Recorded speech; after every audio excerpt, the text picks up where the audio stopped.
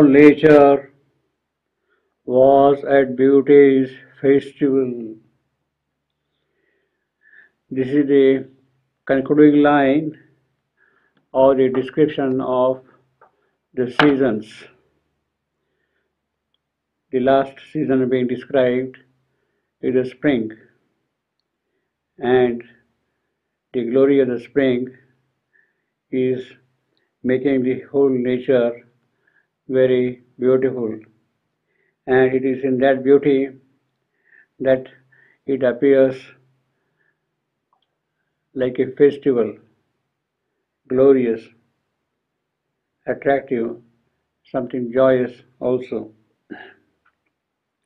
The description of the seasons in Savitri is in the context of the arrival of the one who is in the transcendental realms into the worlds down below, the world in time, the timeless entering into time. That is also the indicative mechanism of telling us that it is the transcendental divine Savitri who is going to enter into the cyclic seasonal movements on the earth here. Her coming is naturally going to be a beauty's festival, and it is very appropriate that the description should come to the conclusion by making the statement, all nature was at beauty's festival. This is not only for the seasons, but more specifically for the spring, Vasanta. It is around this time that Savitri is going to be born. Her birth will take place in the month of spring, around March or so. Obviously, in the Indian pattern of seasons, this is a month full of joy, full of happiness, flowers blooming everywhere, and whole nature is in a festive mood. But who is the spring? The spring himself is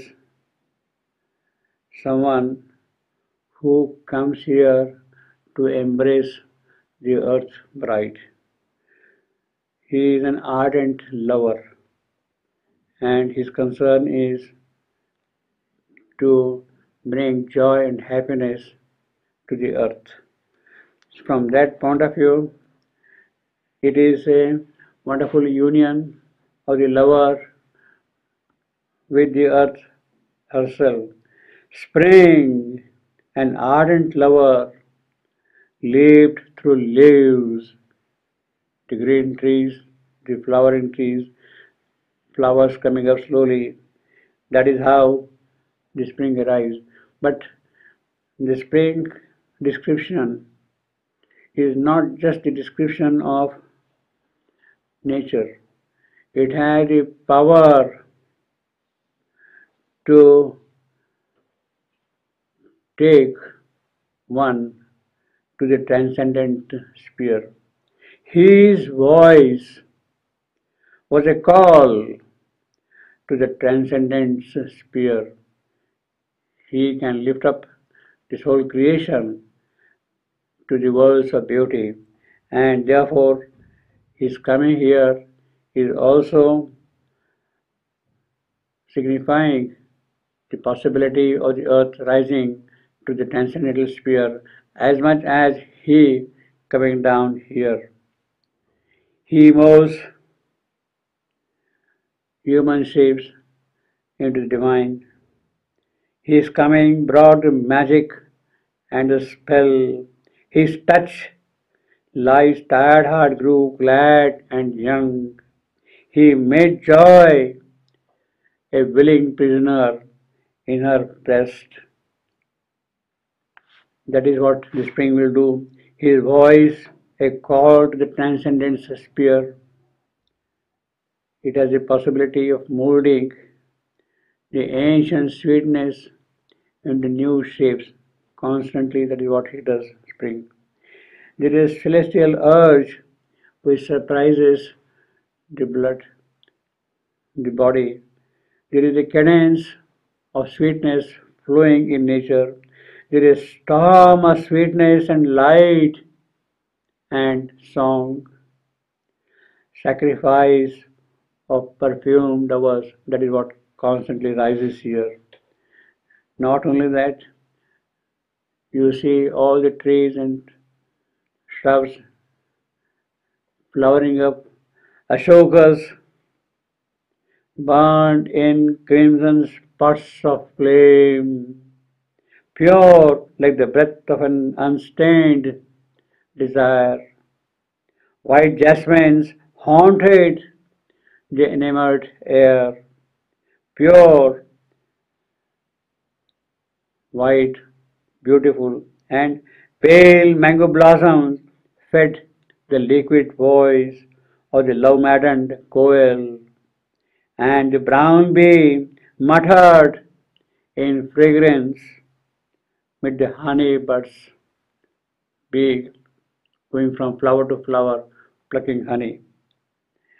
Muttered in fragrance with the honey bud, the sunlight was a great god's golden smile.